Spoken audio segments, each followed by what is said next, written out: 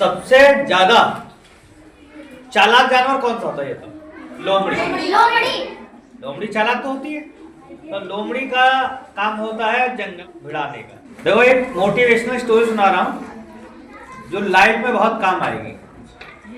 एक बार क्या हुआ, एक गधे ने एक शेर को चुनौती दी कि अगर दम है तो मुझसे लड़ो। तो शेर बोला कि भाई क्या बात है, आराम से रह ले। बोला अरे तुम तो जंगल के राजा हो, तुम तो जंगल के राजा हो, और अगर तुम में दम है तो आओ मुझसे लड़ो। सारा जंगल के सारे जानवर देख रहे होते हैं। शेर चुपचाप वहां से उठ के चला जाता, कोई जवाब नहीं देता। लोमड़ी के दिमाग में चालाकी आती है।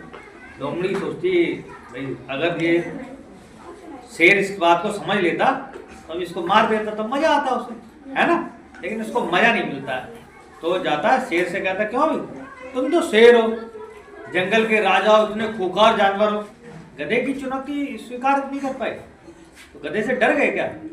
बोला हाँ यही समझ लो, तुम्हें लग रहा है मैं एक गधे से डर गया तो यही समझ लो मैं गधे से डर गया। चलो कोई बात नहीं, चला गया शेर, चला जाता। अब आगे बात यही पहुंचती है कहाँ? आगे बात जंगल में घूमते पहुंचती है हाथी के पास। हाथी शेर से कहता है क्यों भी मैंने सुना है तुम गधे ने तुम्हें चुनौती दी थी और तुम उससे डर गए। तो वो कहता है ऐसा है, डरने की कोई बात नहीं, गधा तो गधा है, अगर मैं उसको गधे को मार देता, गधे से लड़ाई लड़ता तो गधा क्या होता? गधा हार जाता, मैं उसको मार देता। लेकिन गधे को मारने में क्या मेरा सम्मान होता? चुनौती तो मैं जीत जाता, लेकिन जो सम्मान मुझे मिलना था वो मुझे नहीं मिला। तो उसने कहा अगर मुझे कोई और बड़ा जानवर, कोई शेर टक्कर देता तो मैं उसकी चुनौती स्वीकार करता। अब गधे की चुनौती स्वीकार करके मुझे क्या फायदा? चुनौती तो मैं जीत जाऊंगा, लेकिन वो सम्मान जो मुझे मिलना था वो सम्मान मुझे नहीं मिलता।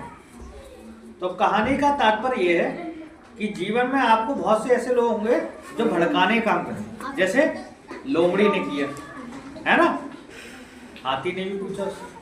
लेकिन आपका क्या काम है? आपको उनकी भड़काने की बातों में ना आके अपने विवेक से काम लेना है कि कौन सा काम सही है और कौन सा गलत है। हर जगह पे जीतना जरूरी नहीं है। अगर लड़ाई अपनों में हो, अपने भाई में हो, परिवार में हो, तो बाहर वाले तो कोशिश करेंगे आपको भड़का दें, है ना।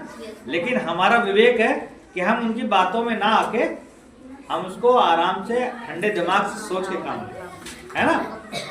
क्योंकि दूसरों की बातों में आके क्या होगा, आप लड़ तो जाओगे, अपने संबंध खराब कर लोगे और किसी कमजोर आदमी को हरा के या कमजोर आदमी को सता के आपको कोई फायदा नहीं मिलेगा, ना आपका सम्मान होना। उसमें क्या होना है? उसमें केवल आपकी बेइज्जती और सम्मान घटेगा, है ना। तो किसी भी हर व्यक्ति की चुनौती स्वीकार नहीं करनी चाहिए, कुछ बातों को नजरअंदाज भी करना चाहिए, ठीक है। उसमें भी हमारी भलाई है और हमारी भलाई के साथ साथ हमारे परिवार की और सभी की भलाई। समझ में आया कहानी का उद्देश्य? सही है ना।